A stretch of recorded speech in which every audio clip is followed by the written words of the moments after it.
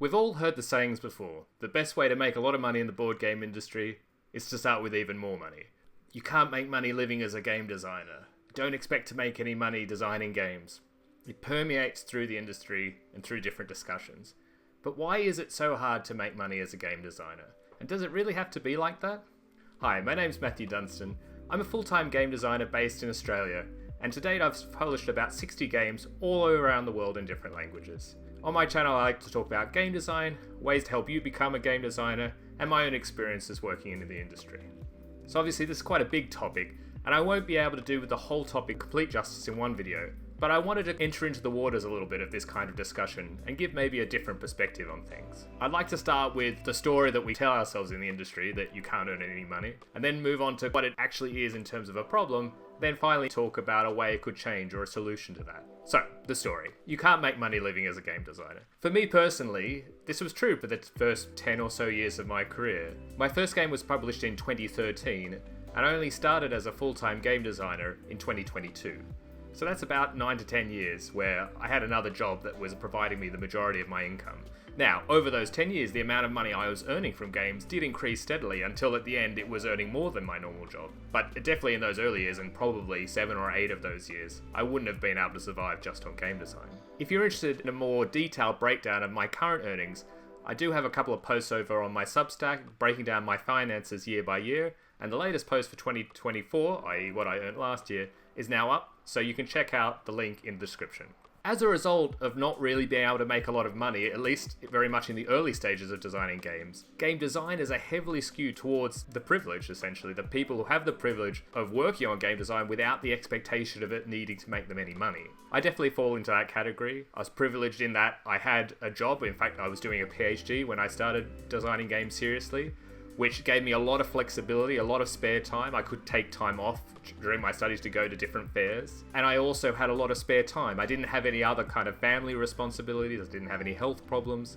I lived in Europe, which meant I was very close to the largest game convention in the world, Essen, where I could go every year and pitch my game. So I had a very easy access to publishers to actually meet face to face. So these are some of the many privileges that I had. And the reason I think in part why we see the current concentration of white men as designers, especially established designers in the industry, is almost the requirement of privilege to be able to stay in the industry for long enough to become a full-time, well-experienced designer. But all this talk about not being able to survive as a game designer is somewhat of a deception, because in reality the industry itself is growing rapidly.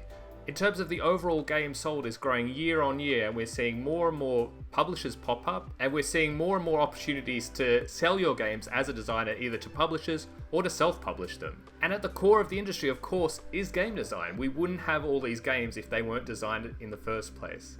So there's a bit of a paradox here that the industry itself is growing, but the thing it relies upon, the creative pursuit of game design, appears to be not well remunerated. And so that leads us on to what the problem is. One of the core problems is there's a very long lag in game design in terms of from the point where you actually start working on the game to the point where you earn any significant money from it, even if it is a success. I looked at my own data on this, and generally, of an average, it took 3 years from the moment that I started working on the game, that I had an initial idea, to the point where it appeared on shelves. So that's 3 years where maybe the only money you're receiving is an advance from the publisher, where you get a certain sum when you sign the game with them in advance, taken away from future royalties. 3 is a long time to work on something without receiving any money from it. It's hard to make that a job. And that doesn't even take into account that when the game appears on stores, that doesn't mean you're going to get paid immediately then either. Often there's a lag of up to 1 more year where you'll only get paid royalties on sales that happened in the previous year. And not only is there this very long lag, that's even in a kind of average state. I've had games, for instance, that have taken 8 or 9 years from the time of inception of the idea to the time of them actually appearing on game shelves. That's crazy. And I talked about advances as this small amount of money that you do actually receive during that time, but unfortunately, advances are far from standard practice in the industry. Yes, a lot of publishers will offer them, but a lot of publishers won't. I had that very game that took 8 or 9 years to come to the market. I didn't get an advance for it because the publisher refused to pay one. And it's not only that advances aren't standard, actually royalty rates are not standard across the industry. Cardboard Edison ran some great surveys asking designers to give them their numbers effectively, tell them what their royalties rates were to get some overall picture of the industry. But we only have these few small snapshots to be able to tell what's actually going on. I'll also link those down in the description, so you should check them out, definitely. Another part of the problem is that designers not only are sort of cash poor, we're also information poor. We're often the ones that know the least about the progress of a design or a game going through once it's signed with a publisher. Now, of course, there's a reason the publisher's in control. They are the ones putting up the money to actually produce the game and then market it. It really depended on how good the publisher is at communicating all of that with the designer.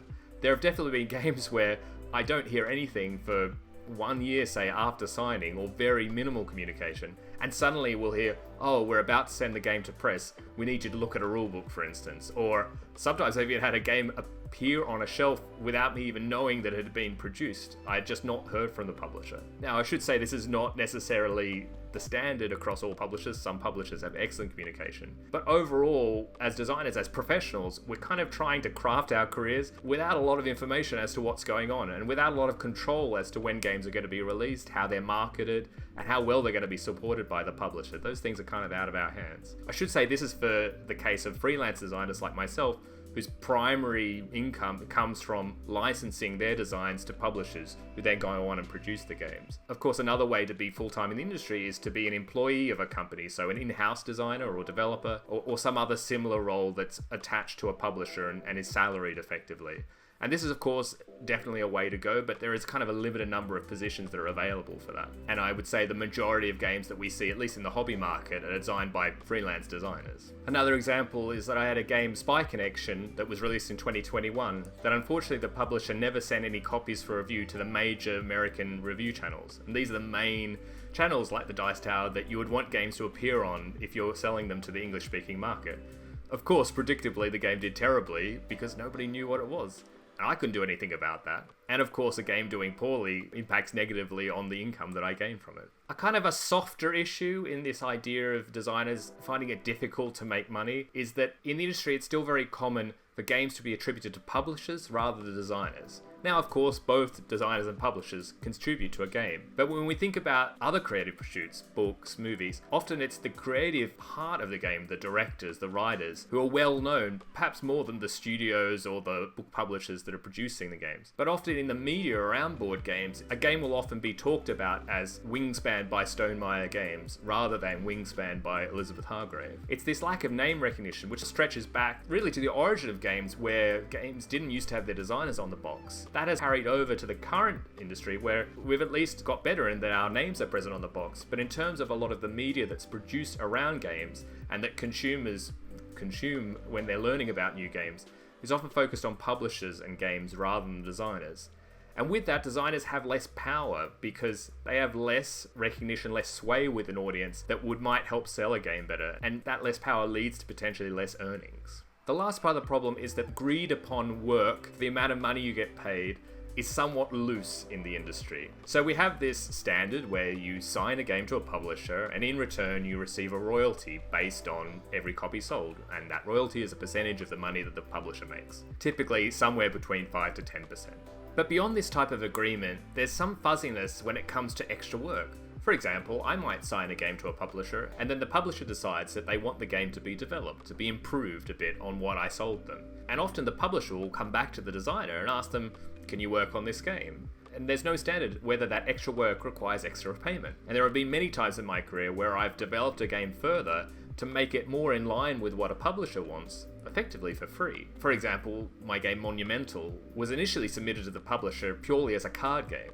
And when Funforge, the publisher, saw it, they saw a much bigger experience, a much bigger civilization experiences with a map and armies on the board and miniatures. And that's fantastic. I'm really glad for a game to be developed more in line with a publisher. That's where you get great products. But then I had to put in a lot of work to develop that game myself for no extra money. This is not to lay the fault at Funforge or any publisher that asked to do this. This is unfortunately quite common practice in the industry, and in some ways there's no malicious intent.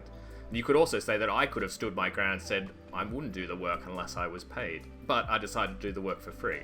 And that was the case where the game was already under contract, so at least I had some confidence that the game might get made, and I had already received an advance. What's even worse is, unfortunately, a practice that is still common in the industry is where a publisher will be pitched a game, and they feel like it needs to be developed a little bit more to fit with what they want, and they'll go back to the designer before the game is signed, asking the designer to do extra work on the game to make it fit better with the publisher. And let's be clear, while that work might make the game a better fit for that publisher, it won't necessarily make the game a better fit for every publisher, nor does it intrinsically guarantee that it makes it a better game overall. And so those publishers are asking designers to effectively take a risk spending time developing this game when the game might not actually get signed at all.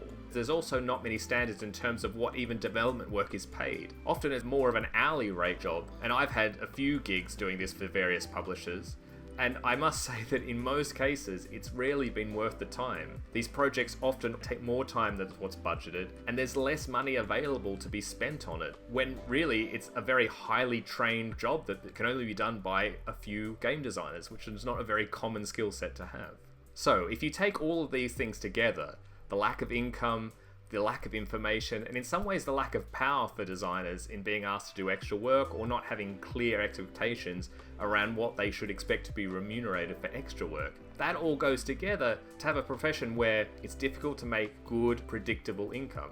Of course, it's hard to make a living doing that as your full-time job. Once again, we shouldn't forget that there are a number of individuals who are working full-time for companies as game designers and developers and product managers. And this is definitely a viable way to be a full-time participant in the industry. What I'm talking about is much more on the freelance designer side and trying to improve that. So, speaking of improvement, what might be a solution, or at least moving towards improved conditions, so that instead of having this discussion, this repeating discussion around how you can never make any money from game design, we can actually talk about, hold on, if games make money, how can we make sure that the creatives that create them are paid properly? And I should say, there are already positive improvements being made. There are excellent organizations that represent designers all around the world, organizations like the SAZ in Germany, and the TTGDA, which has been newly formed in the US recently. And these are essentially almost like unions for game designers. They try and enforce standards for contracts, they try and give advice for designers who maybe don't know what to expect in a contract,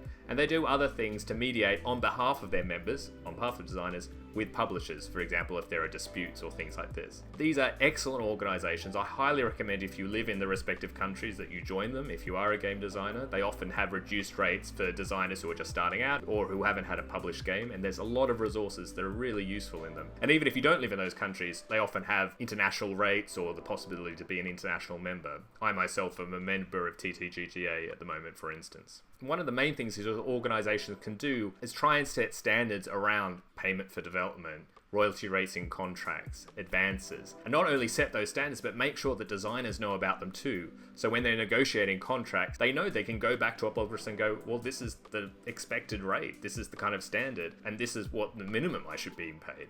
Some publishers also do options for games, which is basically when you pitch a game and they're interested, they will sign what is called like an option contract, which basically means they'll pay you a sum of money, a little bit like an advance, and they'll reserve the game for a set period of time, usually 1 to 2 months. They'll then do some work and test the game themselves to see if they like it, and when they get to the end of that period, they need to make a decision to either sign the game properly and sign a licensing agreement like you would normally, or release the game back to the designer. But either way, the designer gets money for that time that the game is reserved. What I didn't talk about earlier is that often when you pitch a game and a publisher is considering the game, sometimes for up to 6 months or a year, it's not earning that designer any money, yet the publisher has it almost interest-free. So option contracts are a lot fairer in that way. If the publisher is interested in the game and doesn't want the designer to show it to anybody else, then they have to kind of pay for that right. But I should say that this is very much a minority option in the industry. It's only happened for me with 2 publishers, and I've worked with dozens over the years. There's also a wider discussion to be had about the royalty structure of games, or at least how freelance game designers are paid, or whether it's still the most relevant way for that part of the industry to work. I had one publisher once that paid my royalties based on the print run. So when the game was manufactured, they paid me my royalty rate as a lump sum based on the number of copies that were manufactured. Because of course the reason that we have to wait so long for our royalties often is we have to wait for those games to actually get sold. You know, they have to get manufactured, then they have to get transported, then they have to get sold, and then that money has to come back to the publisher. That's a very long process. But if a publisher says, well, we've printed 5,000 copies, you're going to get your royalties based on 5,000 units. That's a much more predictable way that designers can start planning their income around. And it also means that it reduces that time lag significantly. In some ways, royalties really should be built into the fixed cost of a product. Because for the publisher, assuming that they go on to sell that game, they would always going to have to pay that royalty anyway. And they have to pay so many other fixed costs, the manufacturing, costs for art, sometimes development. Why can't royalties be part of that initial fixed cost? My last point is really the subject for another video, but it's around what power designers have in the industry, especially what power designers have when a situation goes wrong with a publisher.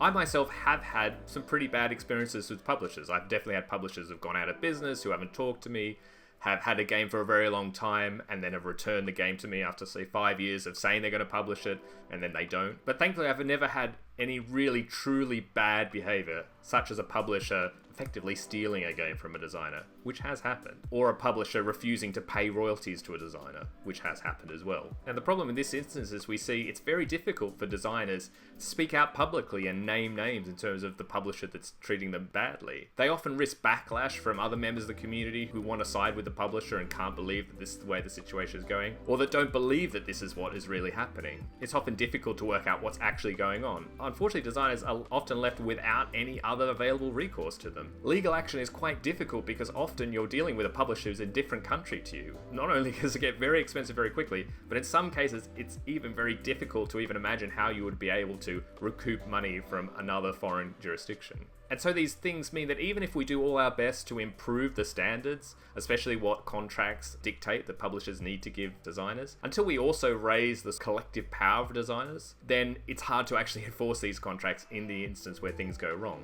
It's a sad reflection on the industry at the moment. When I talk to other designers privately about contracts, we both kind of realize that the contracts aren't really worth anything. If we ever got to the point where we would have to refer back to the contract to tell a publisher that you're not doing what you're supposed to do, we're already in trouble by that point, because we wouldn't even know how we would be able to enforce the contract to make them do what we wanted them to do, which is kind of a big issue. Of course, these organizations like the SAZ, like TTGTA, are doing the exact work to raise the collective power of designers and to hopefully improve their lot in these kind of situations.